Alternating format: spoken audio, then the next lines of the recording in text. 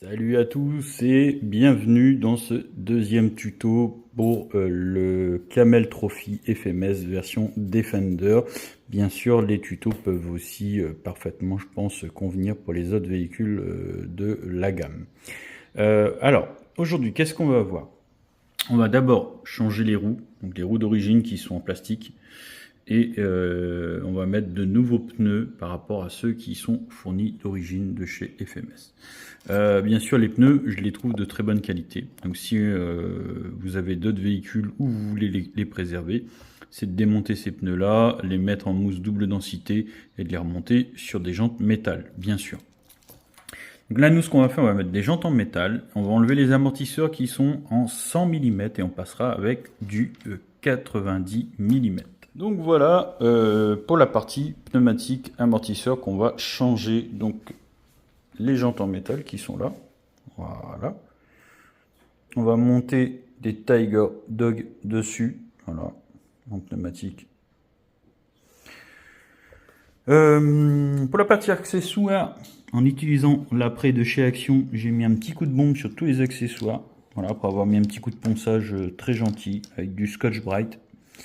Donc Scotch-Brite, c'est une mousse qui fait des rayures assez fines, donc ça permet d'avoir après les outils en après et avec une peinture qui reste en termes d'accroche. On aura toute une série d'options à mettre après plus tard sur le véhicule. Et en termes d'amortisseurs 90, on récupère ceux du Kyosho pour l'instant. Et on verra plus tard pour en mettre d'autres, mais c'est les seuls que j'ai en 90 pour aujourd'hui, pour vous montrer ce que ça va donner. Qu'est-ce que j'ai reçu d'autre? Je vous montre. Alors, on a reçu, si je dis pas de bêtises, les caches en laiton pour les ponts avant et arrière. Alors, j'espère que ce sont les bons modèles. Parce que bon, des fois on les commande, mais en fait c'est pour la version V2 avec blocage de pont. Et nous, on n'a pas les blocages de pont et on n'a pas la version V2 en termes de pont. Donc j'espère que ça ira dessus. Allez, on attaque. D'abord, on va retirer la carrosserie. C'est ce que je vous donne comme meilleur conseil à chaque fois que vous allez travailler sur le véhicule. On enlève totalement la carrosserie, surtout qu'elle est très facile à enlever. Et ensuite, on attaque. Allez, c'est parti.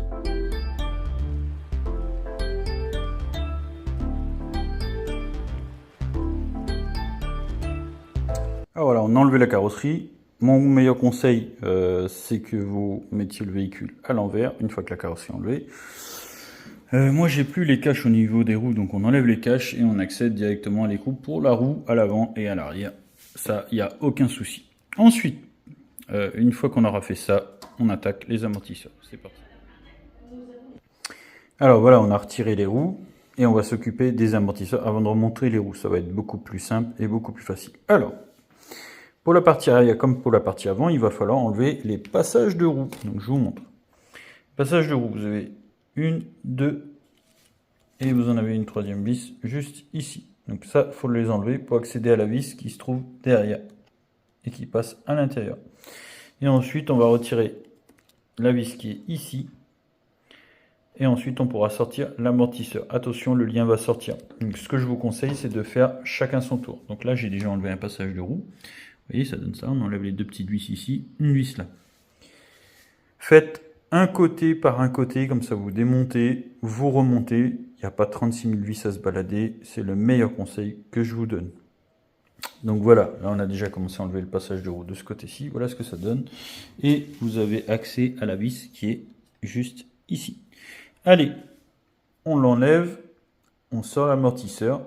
Et on va monter le Kyosho. Alors, pour l'amortisseur du Kyosho, de base, j'ai déjà commencé à préparer. Vous avez cette partie-là, qui vient en haut. Donc c'est beaucoup trop gros. Donc on récupère celui du FMS qu'on met en place dedans. Si les autres amortisseurs, il n'y a pas besoin, ne le faites pas. Et ensuite, on pourra remonter sur celui-ci. Allez, c'est parti, on change les 4 amortisseurs. Donc voilà.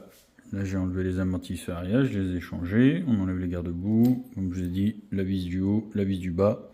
Et là, pareil pour à l'avant. On enlève cette vis qui se trouve ici. Il y en a une autre ici. Et attention, parce que vous avez de l'autre côté cette petite pièce-là.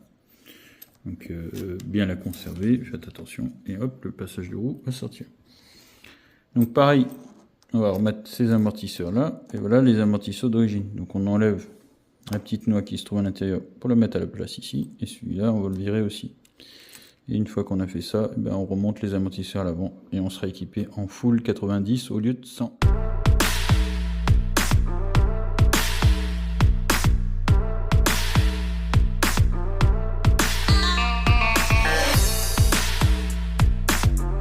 Donc voilà, on a terminé pour ce tuto. Amortisseurs et jantes ont été montés. Donc voilà, les jantes en métal avec le petit cache-moyeu au milieu qui se dévisse. Les amortisseurs en 90 mm. Et tout de suite, on a une ligne beaucoup plus basse du Defender, donc beaucoup plus belle. Donc voilà, reste plus qu'à voir une fois que tout sera installé, quand il va rouler. Encore une fois, il est vraiment très très beau ce Defender Camel Trophy de chez FMS. Bon, prochain tuto en préparation. Allez, si vous avez aimé, pouce bleu, sinon la descente du crawler. À bientôt.